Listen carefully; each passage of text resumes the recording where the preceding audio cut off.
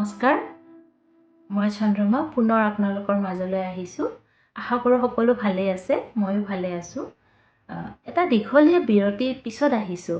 প্ৰায় 1.5 বছৰমানৰ পিছত মই পুনৰ আহিছোঁ। আশা কৰোঁ সকলোৰে ভাল। যিহেতু 2025 বৰ্ষত এয়া মোৰ প্ৰথম ভিডিঅ', সেয়ে মই আশা কৰিছোঁ 2025 বৰ্ষটো সকলোৰে ভালে কুশলে যাওক, সকলোৰে মনৰ আশাবোৰ পূৰ্ণ হওক।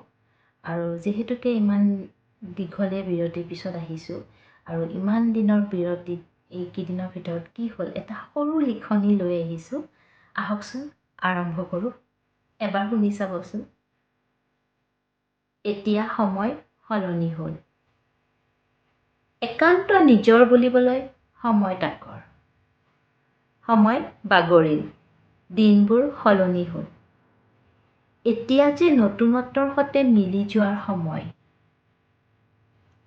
দিন সদায় একে নাথাকে, আগবাঢ়ে এটি এটি ক্ষণ।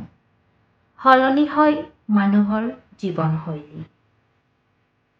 নতুন পৰিস্থিতিৰ লগত খাপ খুৱাই আগুৱাই যাব পৰাটোৱেই জীৱন।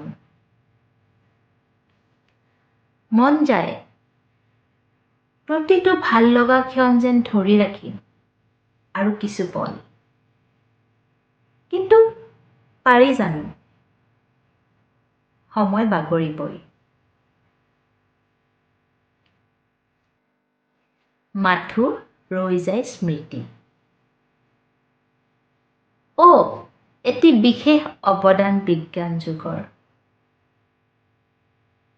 আপুনি কেমেৰাত বন্দী কৰিব পাৰে ভাল লগা প্ৰতিটো ক্ষণ।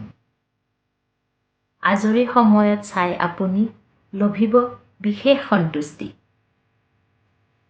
মন ভৰি পৰে সুখ দুখৰ অনুভূতিৰে। মন যায় আকৌ এবাৰ জীয়াবলৈ পুৰণি ভাল লগাবোৰৰ সৈতে। মন যায় লিখিবলৈ হৃদয়ৰ প্ৰতিটো অনুভৱ। সেইবাবে পুনৰ তুলি লৈছোঁ কলম, শব্দৰ আকাৰ দিম, মনৰ ভিতৰত খলকনি তোলা প্ৰতিটো অনুভৱ। মনৰ ভিতৰত খলকনি তোলা প্ৰতিটো অনুভৱ। ধন্যবাদ।